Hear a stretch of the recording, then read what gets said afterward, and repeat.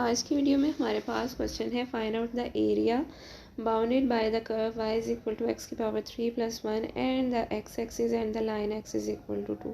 सो basically करना क्या है, हमने एरिया फाइंड आउट करना है bounded by the given curve. सबसे पहले हम क्या करते हैं, सोल्यूशन में जो हमारे पास गिवन कंडीशन है that is y is equal to x की पावर 3 + 1, उसको एज इट इज़ ही लिख लेंगे। अब हमने देखें एरिया फाइंड आउट करना है। एरिया फाइंड आउट करने के लिए हमारे पास जो फार्मूला होता है दैट इज़ यहाँ पे दिया हुआ है। रिक्वायर्ड एरिया के लिए जो फार्मूला होता है integral having the limits from a to b y dx, ठीक है, ये वाला हमारे पास फार्मूला होता है। अब हमने क्या करना है, हमारे पास लिमिट्स नहीं है, ठीक है, y है हमारे पास लेकिन लिमिट्स नहीं है। Now for the sake of finding out the limits हम क्या करते हैं, पुट कर देंगे y इज इक्वल टू 0, ठीक है। अगर हमने y इज इक्वल टू 0 लिया दैट मीन्स कि हम लिख सकते हैं ना x की पावर 3 + 1 इज इक्वल टू 0, क्योंकि y तो इवेंचुअली किसके इक्वल है, x की पावर 3 + 1 के।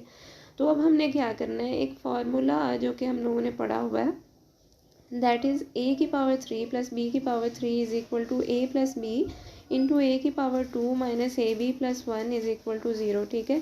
वो जो सा फार्मूला है उस फार्मूला को यहाँ पे हमने अप्लाई कर देना है। तो क्या आ जाएगा, x + 1 इंटू एक्स की power 2 - x + 1 is equal to 0, ठीक है। अब आइदर x + 1 जो है या तो 0 के इक्वल होगा या फिर x की पावर 2 - x + 1 जो है वो 0 के इक्वल होगा, ठीक है। अब हम क्या करते हैं कि यहाँ से x की जो वैल्यूज़ हैं वो निकाल लेते हैं। तो क्या आ जाएंगी, x इज इक्वल टू -1 और दूसरा जो है उस पर हमने क्या करना होगा, हमारे पास है x की power 2 - x + 1 is equal to 0। इसको हम निगलेक्ट कर देंगे, क्यों, क्योंकि इसके रूट्स जो हैं वो इमेजिनरी आएंगे। अगर आप इस इक्वेशन को सॉल्व करते हैं तो by the method of using quadratic formula को जब आपने यूज़ करना है इस इक्वेशन को सॉल्व करने के लिए तो आयोटा वाली कंडीशन बन जाएगी इवेंचुअली √3 आयोटा, इस तरह से कुछ आएगा। बेशक आप इसको करके भी देख सकते हैं, सॉल्व कर सकते हैं। सो इमेजिनरी रूट्स आ जाएंगे तो हमें इसे निगलेक्ट करना पड़ेगा, ठीक है, हम इसको इंटीग्रेट नहीं कर पाएंगे फिर, ठीक है।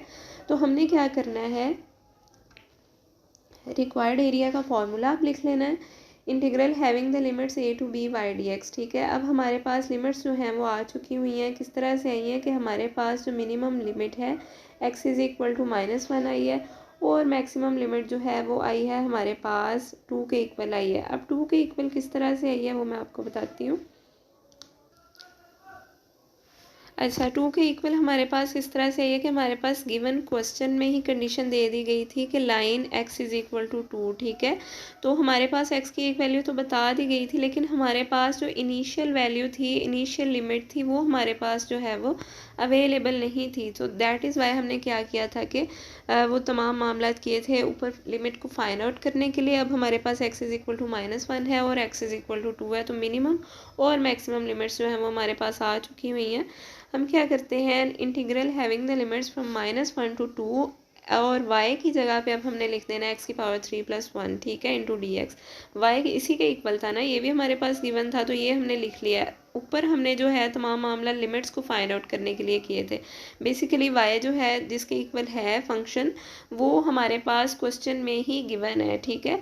अब हम क्या करते हैं कि सेपरेटली ईच एलिमेंट के साथ जो है वो हमारा इंटीग्रल जो है उसको अप्लाई कर देते हैं। तो क्या आ जाएगा, integral having the limits from -1 to 2 x की power 3 dx plus integral having the limits from -1 to 2 1 dx। 1 को आप लिखें ना लिखें कोई फ़र्क नहीं पड़ता, ठीक है, लिख लें तो ज़्यादा बेहतर है।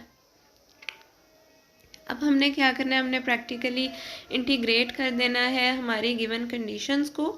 तो x की पावर 3 है, जब आपने इसको इंटीग्रेट करना है तो सबसे पहले आप ब्रैकेट में इसको क्लोज करेंगे और लिमिट्स को राइट साइड पे आपने लिख देना है, ठीक है। बॉटम पे मिनिमम और जो सा अपर साइड है, राइट साइड है, वहाँ पे आपने मैक्सिमम लिमिट लिख देनी है। और प्रैक्टिकली इंटीग्रेट करने का तरीका जो है वो हमने पढ़ा हुआ है प्रीवियस एक्सरसाइजेज में कि x की पावर 3 जो है इस पावर में 1 को ऐड करेंगे, जो पावर बन जाएगी उसी को बटे के नीचे लिख देना है। तो क्या आ जाएगा, x की पावर 4/4 प्लस उसके बाद में 1 की इंटीग्रेशन x होती है, ये भी हमने पढ़ा हुआ है थ्योरी में।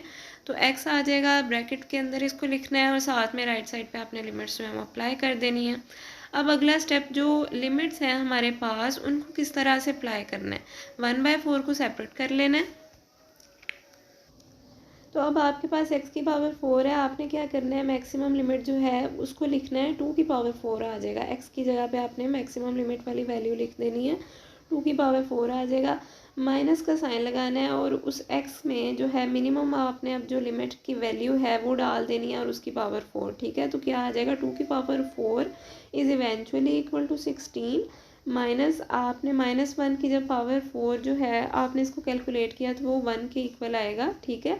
तो यहाँ पे 16 - 1 आ जाएगा, प्लस का साइन लगाना है। उसके बाद अगले स्टेप पे आ जाते हैं, x की पावर कुछ भी नहीं है, 1 ही है, ठीक है। तो x की जगह पे आपने मैक्सिमम लिमिट जो है उसकी वैल्यू डाल देनी है, यानी कि 2।